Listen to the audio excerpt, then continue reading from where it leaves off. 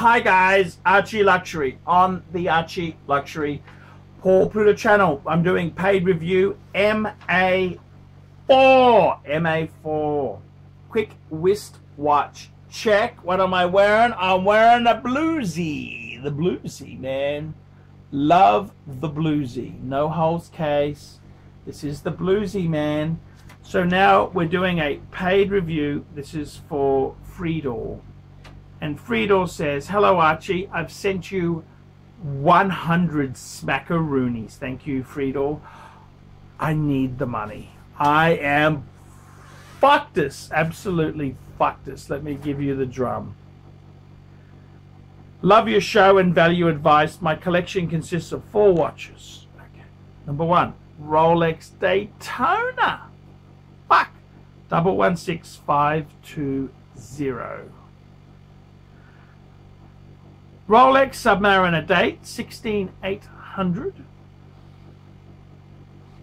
A Cartier Pasha GMT with power reserve. My wife uses this watch. A Rolex date 18038. My wife uses this as well. I want to add a gold watch to the collection. Right now I'm looking at a Patek Philippe 5035. That's the annual calendar, similar to the one I had. I had a 5035, except it's in rose gold. Or a Rolex GMT Master 2 16718. Both cost around 20,000 US smackaroonies. I feel like the Patek is currently undervalued, but not sure about the Rolex. Which one do you think is a better buy? Regards, Friedel.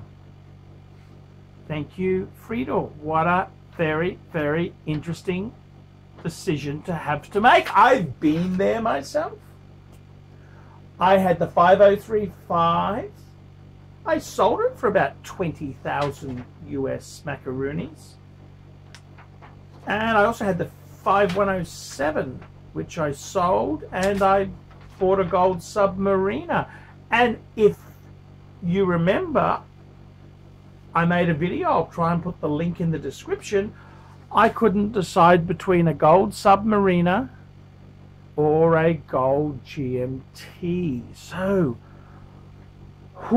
this is a this is close to the bone. I've sliced my finger off and I can feel it. Ooh.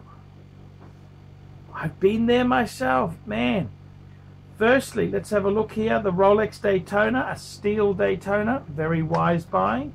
Excellent. Submariner date, you got the 16800. That's quite an interesting model. That's the Intra model. The 1680, when it went sapphire, became a 16800. They also made it quickset. The Pasha GMT, that model has kind of tanked a bit. The Pasha has always been a bit, I don't know, Cartier just seems to, they're very, very cool when they're in fashion. When they get out, fuck, they stink. And you've also got an 18038. Quite an, I recently owned an 18038. I had a black dial one. I couldn't fucking sell it. I had to change it to a champagne dial and the bastard sold. So, hey, what do you say?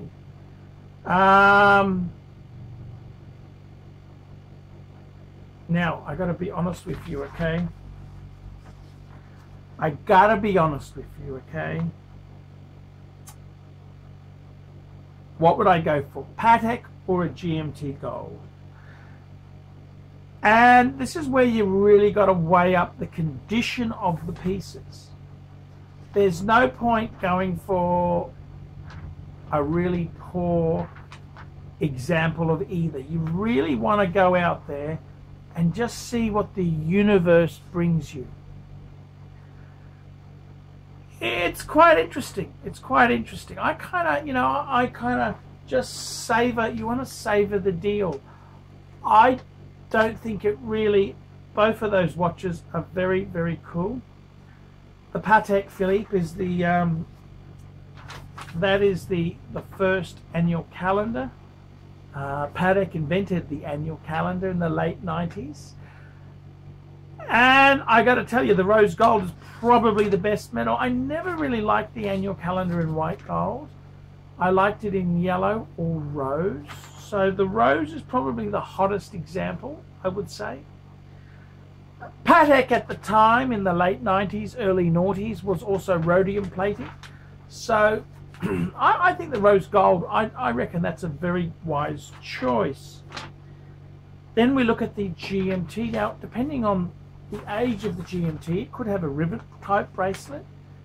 It could have, there's a number of different styles there. I've even seen Jubilee. Jubilee being less desirable. I think it really depends on what is the nicer example. With the Patek, I would say, you know, it's kind of nice to have the Patek with box and papers. And well, it's nice to have box and papers on the Rolex. They've got a special kind of box for them there. Whew, what would I go for? I think you just keep an open mind. You don't really say, look, I want the Patek or I want the GMT. It gets down to condition, because there are a lot of poor condition gold GMTs. If it's been worn every day, the links are notchy, and ooh, you don't really want that. Same as the Patek, you know, the Patek itself there. You want someone who's looked after it. So I honestly would say to you, it's a condition thing. It's condition and price. It's the deal. You've got to buy the deal. So, in all honesty, you've got to buy the condition of the piece. Which one would I go for? Now that is, okay, let's say they're in similar condition, similar money. Let's play devil's advocate. What would I take? What would I take? Okay, so on the Patek, hopefully it's had a recent service, because that service, it's actually not terrible. It's not terrible. The big thing with the Patek is you want to make sure no water's gotten in. The GMT, it's more the condition of the bracelet. Okay, that's the two variables there. Consider that they're both in nice condition. They're both same money. What would I go for if they were on the table?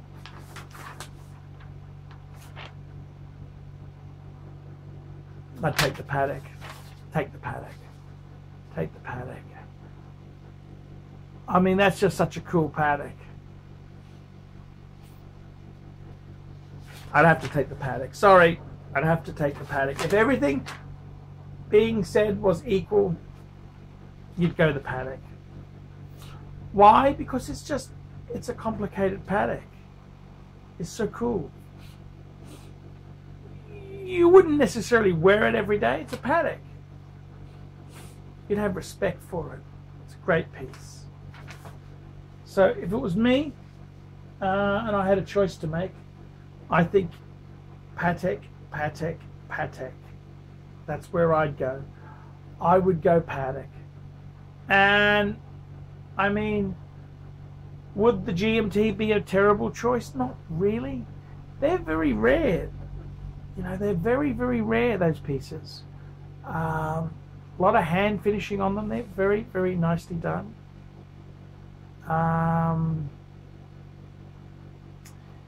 Yeah, I think that's the best way to go. I really do think that is the best way to go. Patek Philippe. I think Patek is the way to go. Patek Philippe. Patek is a lovely way to go. Patek Philippe. I love Patek. I mean, I love a gold Rolex. It's kind of, you got swagger on the gold Rolex, but you don't need swagger on the Patek. Patek's just a fucking cool thing to have. I mean, your life is never the same. Once you've owned a complicated Patek, the world can go in circle jerk. Nothing could fuck you off. It's just a class above. You're in the Illuminati. Okay, now whether or not you sell it and you lost it and it's gone, doesn't matter. You've been in there. You've been in there once. It's like the secret brothel. You've been in there once. It's easy to get the second invite. Easy to get the second invite. It's hard to get into the club. Okay? Get the fucking Patek if they're equal. But if the GMT is a great deal and it's a nicer condition, better price, pull the trigger. Nothing wrong with that. I'm Paul Pluta. This is a paid review. Quality paid reviews. You get to ask an international YouTube guru, an expert, what he thinks of your collection, what he thinks of your choices. You get to butt minds against the greatest wristwatch personality of our modern time. Paul Pluta, the genius that is the ArchieLuxury channel. Guys, it's $50. $50 for a paid review. That's pretty good value considering that I think about your collection and I tell you out of my mouth what I think of it. If it's garbage, I'll tell you it's fucking garbage. I'll tell you the fucking truth. Guys, like, subscribe, tell your fuckwit friends, nasty comments below, and until next time, fuckers, ciao, fuckers! Tonight, I am eating pepperoni pizza, I am having garlic pizza, and I'm also having a beef and reef delivered to me by Uber Eats from Pizza Capers. Uber Eats, because a man's gotta eat. I gotta eat, fuckers.